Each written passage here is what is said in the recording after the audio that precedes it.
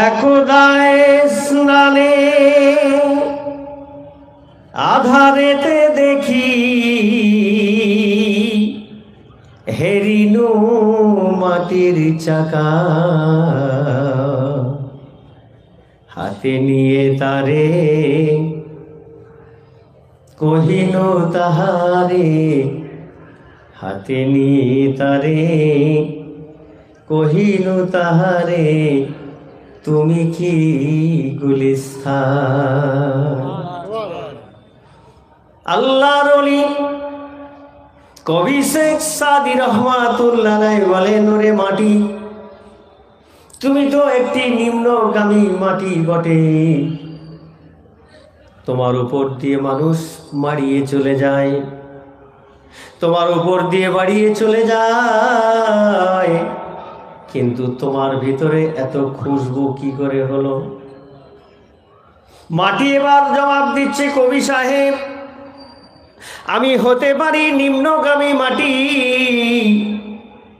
হতে পারি আমি পায়ের মানুষের পদতলায় থাকি, আমার উপর দিয়ে যেমন খুশি তেমন করে মানুষ মারিয়ে চলে যায়, কিন্তু কবি সাহেব আমি ছিলাম একটি ফুল গাছের গোড়ায়,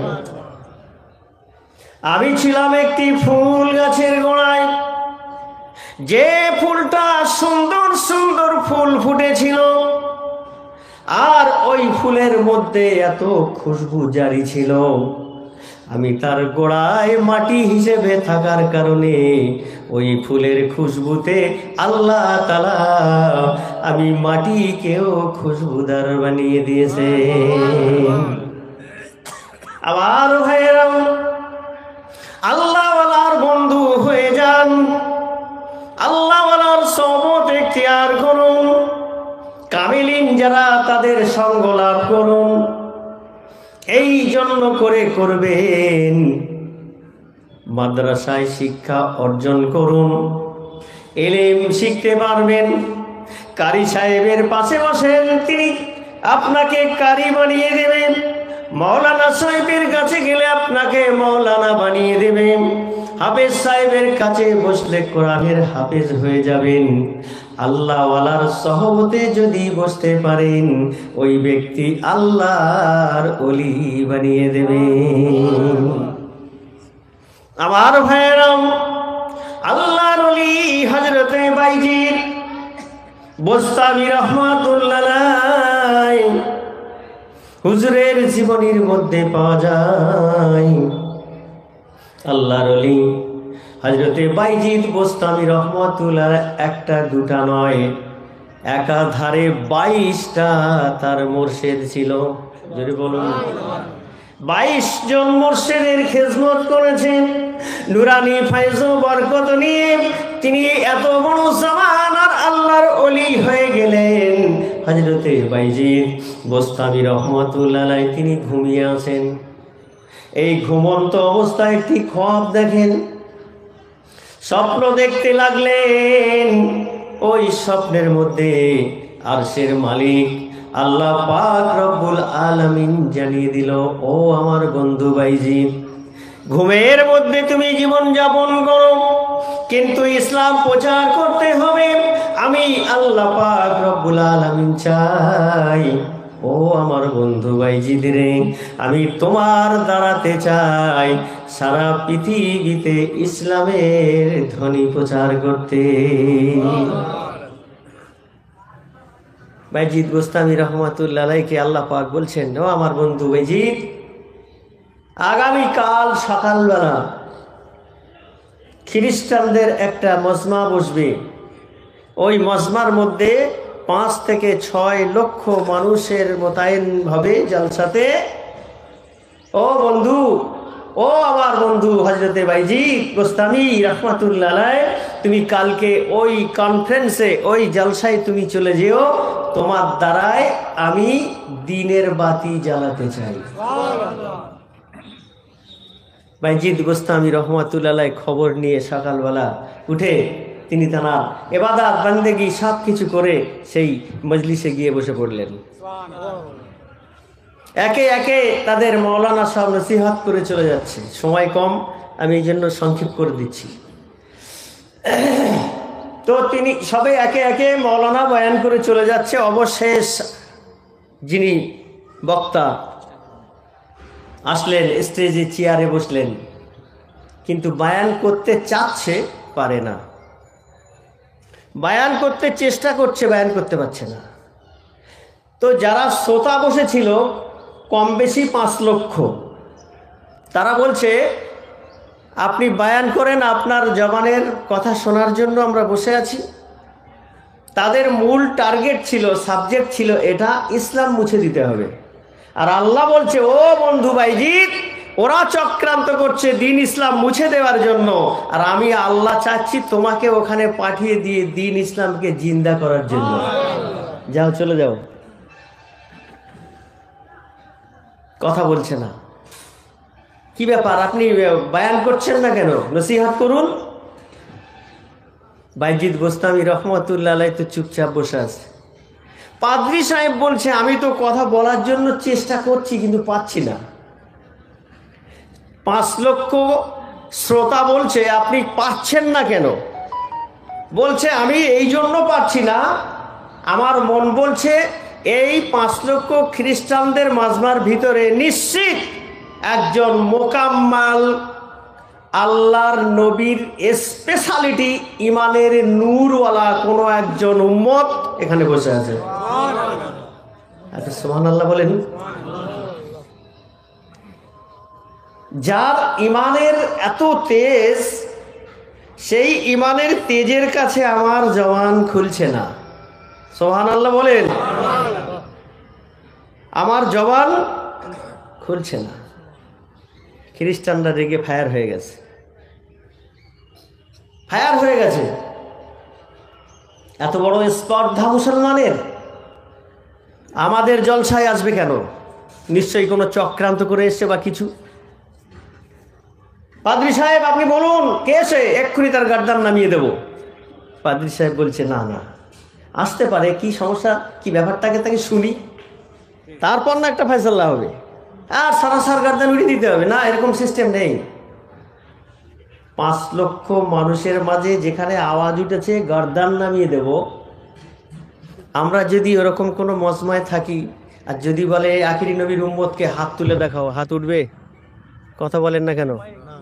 হাত উঠবে কেন? উঠবে না। আমাদের ইমান নষ্ট হয়ে গেছে, ইমানের তেজ নেই, পাওয়ার শেষ। পাওয়ার যদি বাড়াতে চান কামেল মুর্শিদের দরবারে চলে যান। ইমানের পাওয়ার যদি বাড়াতে চান অবশ্যই আপনাকে কামেল মুর্শিদের দরবারে যেতে হবে। ইমানের তেজ যদি বাড়াতে চান অবশ্যই আপনাকে খানা হালাল খেতে হবে। ইমানের জ্যোতি যদি আরো বেশি করে বাড়াতে চান অবশ্যই আপনাকে 5 ওয়াক্ত সালাত আল্লাহর কদমে সেজদা দিতে হবে। তাকওয়া পরেশগারি তো অবশ্যই করা লাগবে। যেগুলো করে আজকে আমার আপনার চোখের সামনে এক এক করে সুফি মুফতি আজানগাছি রহমতুল্লাহ 4টি খলিফা তার দরবারের গদিনসীন হয়েছে। বলুন সুবহানাল্লাহ। এই কাজগুলো করে এর বাইরে তারা থেকে নয়, এগুলো করার কারণে আল্লাহ তাআলা তাদেরকে এই মর্যাদা দিয়েছে। এমন নূরের চোখ কালবে বসিয়ে দিয়েছে, চমশেরপুরে কি হয়, মেদিনীপুরে কি হয়, আল্লাহর ওলি তার হুজরা মোবারকের মধ্যে বসে বসেই বলে দেয়। তবে নিজের স্পেশালিটিতে নয়, নিজের ইচ্ছায় নয়, পাওয়ারই শক্তি আল্লাহর কুদরতি ক্ষমতায় আল্লাহ তাআলা তাদেরকে দিয়ে বলিয়ে দেয়। যেমন কোনো একজন মহিলা স্বামী একটু অত্যাচার করে, এই মেদিনীপুর থেকে ফোন করেছে পুশিদা হুজুর কেবলার কাছে, তখন ছিল ল্যান্ড ফোন, এসটিডি বুথে গিয়ে ফোন করতে হতো। তো সেই মা জননী ফোন করছে, পুশিদা হুজুর কেবলা সাবল সিঙ্গাপুরি রহমতুল্লাহ ফোনটা তুললেন। আসসালামু আলাইকুম। ওয়ালাইকুম আসসালাম রহমতুল্লাহ বারাকাতু। কে মা? না আমার মেদিনীপুরে বাড়ি। কি হয়েছে মা? না হুজুর, হাক্কানি দরবারের মুরিদ আমার স্বামী, আমার মাঝে মাঝে আমার উপর অত্যাচার করে, টর্চারিং করে। হুজুর আপনি একটু বলে দেবেন যেন আমার উপর অত্যাচার না করে। সাবল সিঙ্গাপুরি হুজুর কেবলা রহমতুল্লাহ আলাই বলছেন, মা তুমি যে ফোন করছো একজন আল্লাহর ওলির কাছে, তা তোমার তো কোনো আদব খুঁজে পাচ্ছি না। তাহলে কেন হুজুর? তাহলে তোমার মাথায় তো কাপড় নেই। সুবহানাল্লাহ বাড়িতে গিয়ে বলবেন। কোথায় মুর্শিদ আর কোথায় সেই মহিলা? মাথায় যে কাপড়টুকু নেই, এটাও আমার কামেল মুর্শিদের রেডারে ধরা পড়ছে। তাহলে এইটুকু ওয়াজ যথেষ্ট। প্রত্যেকটা তার মুরিদ মোতাক্ষের, তার উত্তরসূরি যারা আছে এবং মহিলা যারা আছে, এই অনুসারী, তাদের কাছে আর নূতন করে কিছু বলার নেই যে আল্লাহর ওলি আমাদের কোনো এই সমস্ত কাজে আমরা যা কিছু করি, অন্যায়কে ন্যায়, ন্যায়কে অন্যায় যা করি, এ খবর মনে হয় মুর্শিদ রাখে না। আমার ভাইয়েরা, এই জন্য খুব সাবধান হবেন, খুব সাবধান হবেন। বুঝতে পেরেছি, আমার বলতে হবে না, আমার সময় হয়ে গেছে, আমি তো ছেড়ে দিচ্ছি। 2-5 মিনিট একটু এদিক ওদিক হবে আমার ভাইয়েরা। তো এই জন্য আমরা কি করব?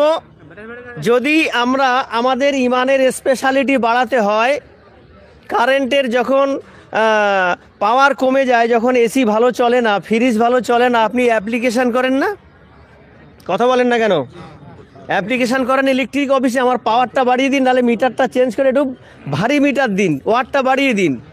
তো বাড়ির কারেন্ট, লাইট, বাতি যদি ভালো না জ্বলার কারণে আপনাকে অ্যাপ্লিকেশান করে যদি পাওয়ার বাড়াতে হয়, আপনার পাওয়ার বাড়াতে গেলে তারও একটা ট্রান্সমিটার সুফি আজানগাছি রহমতুল্লাহ দরবার, ওখানে গিয়ে আপনাকে দাখিল হতে হবে।